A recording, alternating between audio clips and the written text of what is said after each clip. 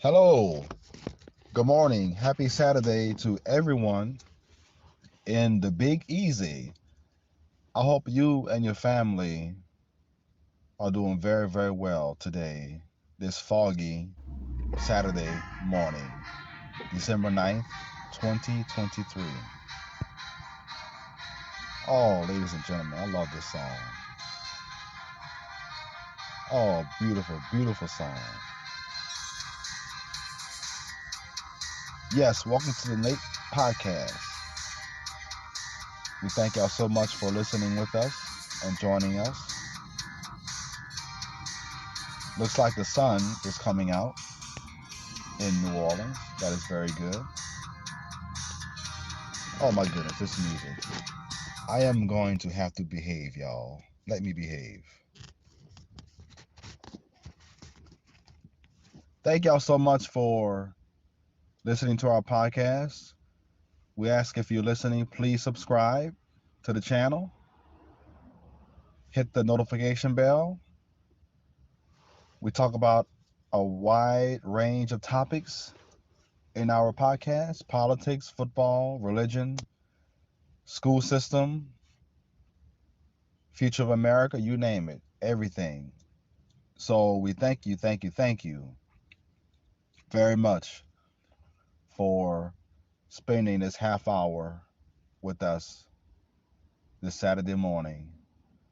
The fog is going away in New Orleans, and now I see blue skies, y'all, looking out the window.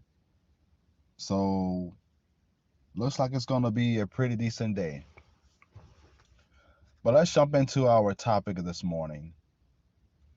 The topic that I would like to discuss is what to expect in 2024. I know y'all are saying, well, Nate, we still in 2023. We haven't got past Christmas yet. Well, that's true. Only it's only about 3 more weeks of 2023, and we will be in the new year. So what can we expect as Americans in 2024? As you already have seen, the political atmosphere is kind of rocky and contentious. And I'm only 42 years old, and I've never seen a political atmosphere with this type of tension. You have Trump and you have Biden trying to be the nominees for their respective parties. And then you got Robert F. Kennedy, who is JFK's nephew. He has some credibility and might run as an independent. So you might have a three-legged horse race for the presidential race next year. It's less than 12 months away, y'all, and the craziness has already started. Now, when we think about President Trump, we know that people are going to probably want him back in office for another term as president. And then you have people that's going to support Biden and also RFK Jr. Now, the powers that be, I didn't say the presidents, I say the powers that be, are they going to allow these two or three men to run against one another next year? Trump, Biden, Kennedy. I mean, that sounds like a very, very contentious, nerve-wracking presidential race. We got Trump running, who has a lot of legal woes. We got Biden, who's getting old and keep falling downstairs and up the stairs. And you got a nephew of the Kennedy family running 60 years after JFK was assassinated. Interesting, isn't it? Well, a lot of people are going to want to have or going to want to see Trump back in office. But then again, should we move on from these old men? And, they seem quite homogenous. Or should we look for a DeSantis or a Christie, Ace Hutchinson, somebody new? Do the powers that be, are they calculating what's going to happen, or do they see what's going to happen? And don't forget, you have AI on the rise in America too. Amen. I mean, you already have kids using ChatGPT, an AI app, to do their homework. So this is where we are. Are they calculating? Are they projecting what's going to happen in 2024? Well, Nate Jones is already predicting it's going to be a crazy year. I wouldn't be surprised if there was an assassination next year. Now, who will be assassinated? Well, like I said, there's three horses possibly, and I don't think Joe Biden would be assassinated. He's too old. He's probably going to turn over pretty soon. So you have the other two. Are the powers that be going to allow one of these two other men to get in office?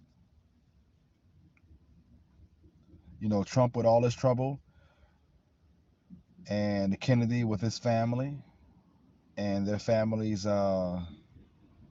friction with the government. It's going to be interesting next 5, 6 months, y'all. I mean, the nomination is what, May, June next year? It's going to be craziness, y'all. And now you have all this other things going on in the world, Israel and Hamas. You still have the Russia and Ukraine war. And then you have a mystery pneumonia illness. The world just done gone crazy since 2020. I'm sure all of you have seen that. Not only that, everybody, you have a total solar eclipse coming up next year, April 8th. Yes, April 8th. 7 years after the first one in 2017. Well, what does that mean, Mr. Jones? Well, don't have time to explain that, but if you're a Bible reader, then you know what's up. Amen. If you know, you know. But boys and girls, it is going to be I don't want to say a crap show, but it's going to be very interesting next year. And now we got to deal with the rise of AI. We already got robots running companies, bots using AI intelligence. That's where we're going, ladies and gentlemen. So 2024 is going to be, I hope it gets better, but I don't think it will, because I think the cat is out of the bag. Evil has already made itself manifest during COVID. I mean, you have to be evil to arrest a pastor or fine a pastor for having church during COVID. You actually gonna shut down the whole church? I mean, the world has just gone crazy. And it's gonna get crazier, y'all. So don't get relaxed, cause they gonna catch y'all relax, and they're gonna be, oh, here comes another crisis. I won't be surprised if there's a COVID 24. Oh, we gotta shut the whole election down. National health emergency, and that might be the beginning of the end of democracy. So, boys and girls, you gotta stay vigilant. Pay attention to what's going on in the world. Did y'all hear about they're allowing drag shows to be performed in front of 5-year-olds? That's the insanity of the world we're living in. Things are going from bad to worse. And I can go on and on down this list. There's about 100 other things I can say, or 1,000 other things I can say to show you that, hey, you know, we ain't going back to normal, or the normal that we knew before COVID. Amen. So I encourage y'all, just keep up the faith, stay positive. Because I promise you, things will get worse. The cat is out of the bag. And who knows what's going to happen next year with the political climate. Like, are the shadows calculating an assassination? Like, what will happen if A gets shot or B gets shot? How would the people react to that? Would it be civil war? Would it be a split in, like a huge split in ideology? Would the union become undone? It's just all kind of questions you should ask yourselves. Because it won't affect you, it's going to affect your children and your grandchildren. Humans getting dumber, then you got AI on the rise. And that we do not need. So as we approach 2024, everybody, I encourage y'all to stay strong. Don't let no man or government tell you what to do.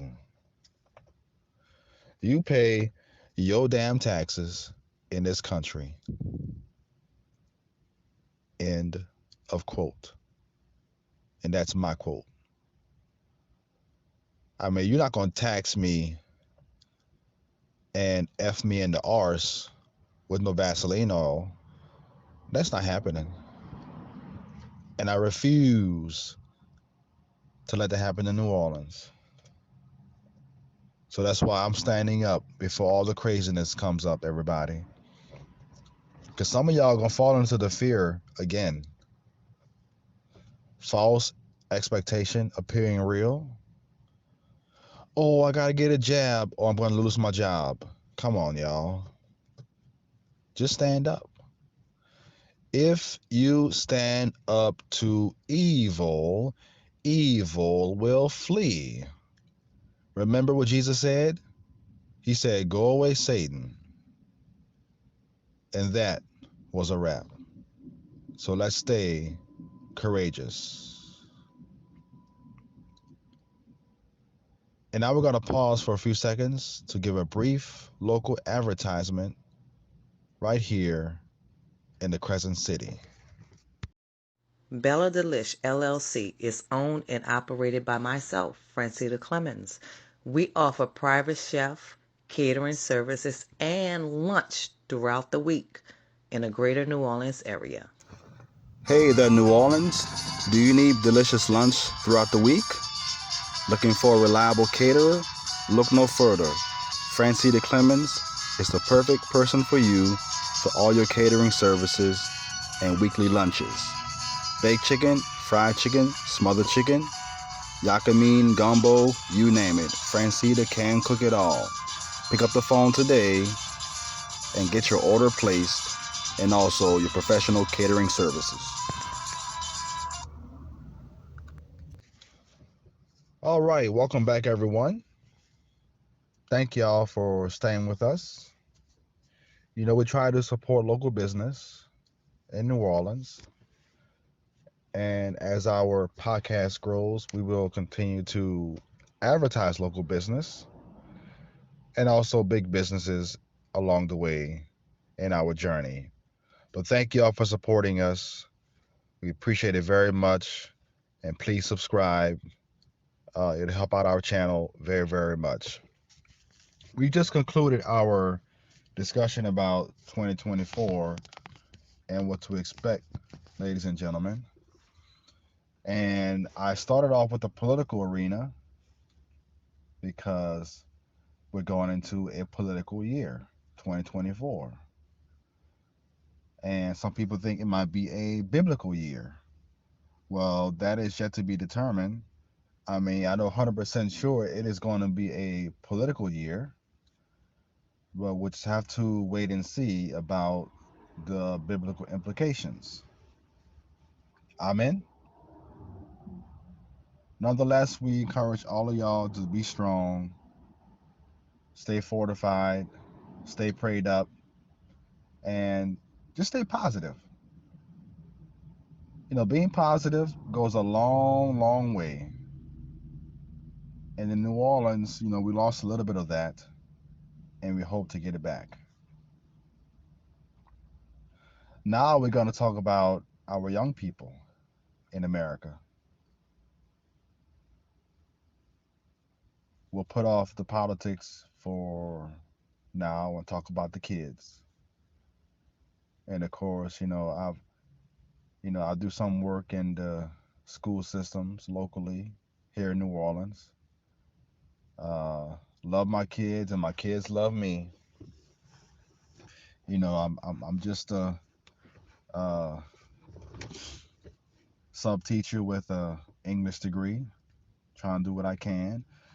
Teachers are leaving the classrooms, y'all, not just because of the pay, but because of the kids. These kids are going from bad to worse. And these kids are addicted to these computers and cell phones and technology.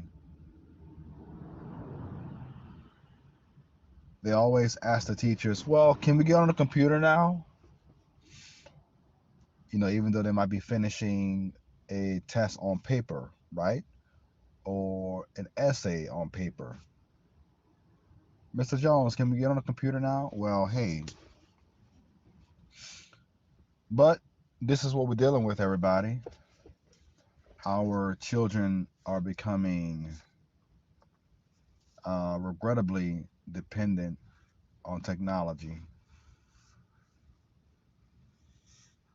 and that is going to make it very easy for AI to have the jump on our kids 10, 15, 20 years from now.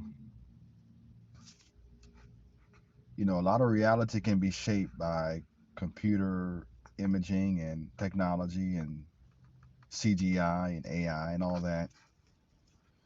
If their eyes are always on these computer screens,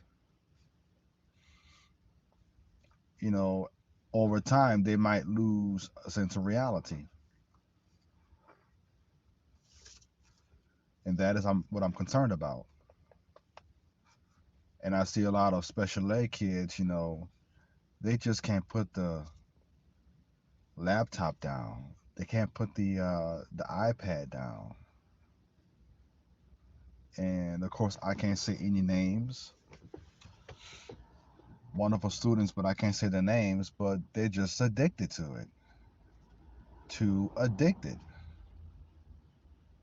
I mean, my generation in the 80s and 90s, we didn't have that problem.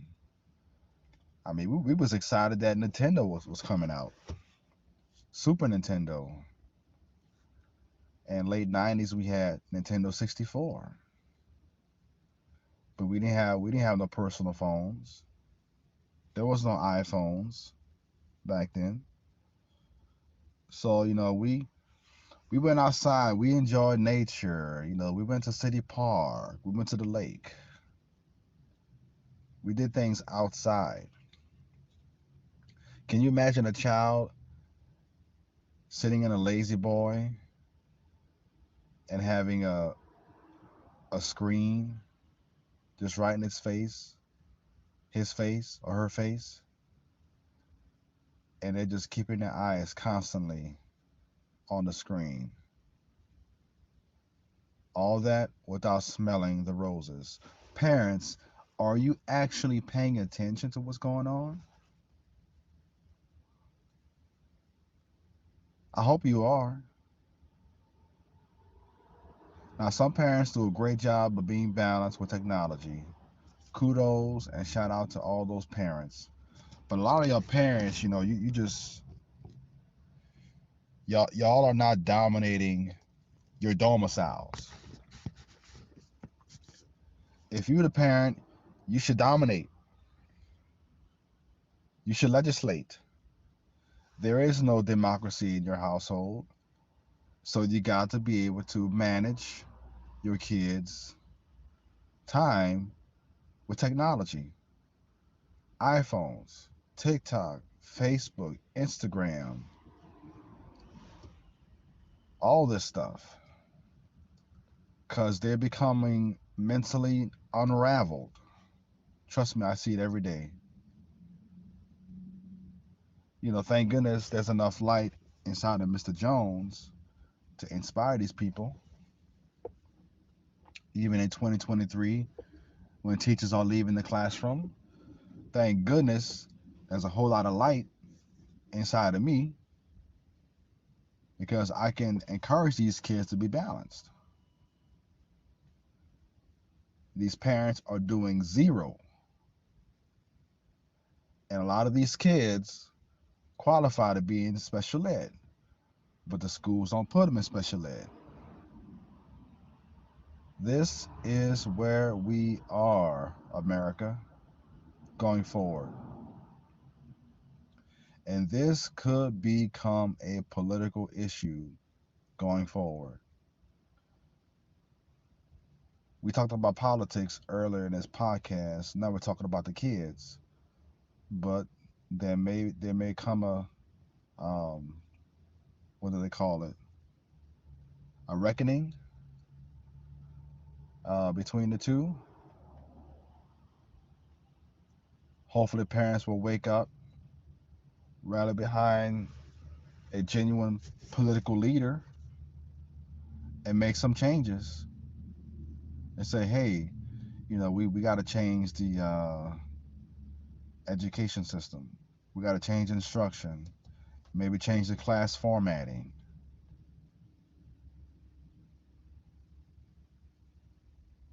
If not, you're going to lose these kids to technology. Just look at them now, y'all.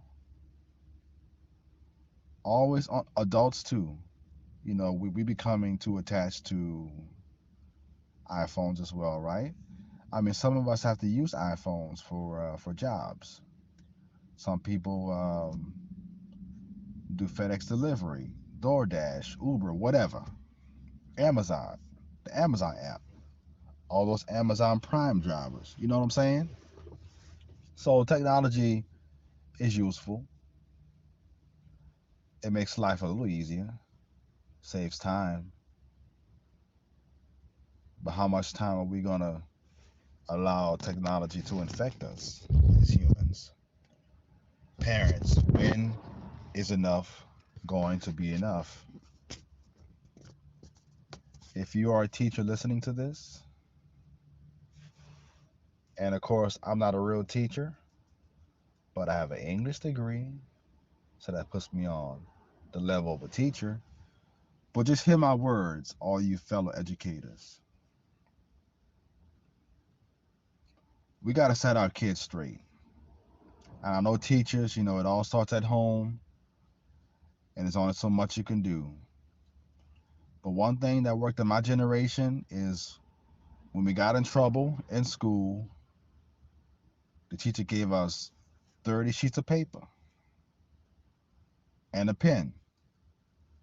And it says, sir, you're going to write, I will be good in class 1,000 times. And you know what, ladies and gentlemen of New Orleans? It worked. Has Nate Jones ever written lines 1,000 times? Hell yes. Did it benefit Nate Jones? Oh, yes, it did. So, how would that affect Nate Jones? Oh, maybe I'll be a future leader in New Orleans someday. It worked, ladies and gentlemen. If you're a teacher, we know that there are laws about not uh, having kids do that because, the even some adults writing laws these days have become insane. But you can always encourage the parent to say, hey, if your child has a fight in my class, you can either take a week suspension or you can take a 1 day suspension and do 1,000 lines. And ladies and gentlemen, I guarantee you that kid will never fight again. Mr. Jones, my hand hurts. I wrote 1,001 lines. I wrote an extra one so you won't say nothing. You know how kids are. They get smart and sarcastic and all that. They got some very interesting personalities in the classroom. Mr. Jones, my hand hurts. I ain't gonna do it again. I'ma be good. And you know what, parents? Writing is educational production. Take it from an English graduate. I'm telling you, it works. So this is in harmony with discipline, teaching kids, being a good example, setting them straight. Not just technology, but their behavior, because their behavior can be affected by technology. This is what we are: educators, teachers, principals, and parents.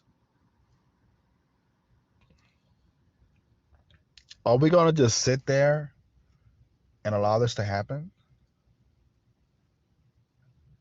Because by the time y'all stand up, it's going to be too late in 2028. And you should have listened to Nate. So that's why I'm telling y'all this. My audience is small now, y'all, but it's going to grow because the foolery is going to continue. You heard about the student that was sentenced to life imprisonment for shooting four classmates in 2021. I bet he regrets that. And I wonder how much technology he was exposed to. We got to mentally regulate our kids, y'all. Mental regulation is something that talks is talked about in the Bible. You have to mentally regulate your kid, or else they are going to kill somebody or do something crazy. So, teachers, if you are a teacher listening to this, whether you have kids or not, I'm begging you, please, let's care about our kids and let's put some pressure on these parents. Because you got parents that are still dealing with childhood drama. Amen. They haven't grown up yet. Tell me I'm wrong. If you're a teacher, tell me I'm wrong. So, I just want to thank y'all educators for what y'all do. They want me to be a teacher so bad, y'all. I might think about it, but I know it's a lot of drama. I feel the stress already, but I love the kids. But I thank y'all teachers for all y'all do. I look up to y'all teachers, y'all. I am not just a sub teacher. I am an educator. I know how to teach. I mean, how many non-teachers can tell you about the fishbowl method? Amen. Or benchmark. That's teacher lingo. So, um, God bless all you teachers. We appreciate it. Y'all should get paid like twice as much. I mean, imagine me as mayor and I made a legislation that all teachers should get paid 6 figures minimum. Wouldn't y'all love that? If you do, hit that like button because I just might do it. I just might do it. It's the only way to save the United States of America. Well, thank y'all so much for joining us. We appreciate y'all listening again. Thank y'all for y'all support. Please subscribe. We're going to try to do this podcast 2 or 3 days a week so that we can keep y'all fortified, keep us on a straight and narrow, and to remain naturally New Orleans because we love our city and we feel New Orleans that New Orleans is a big part of America. Amen. So thank y'all. We appreciate it. Love you. And we'll see you next week.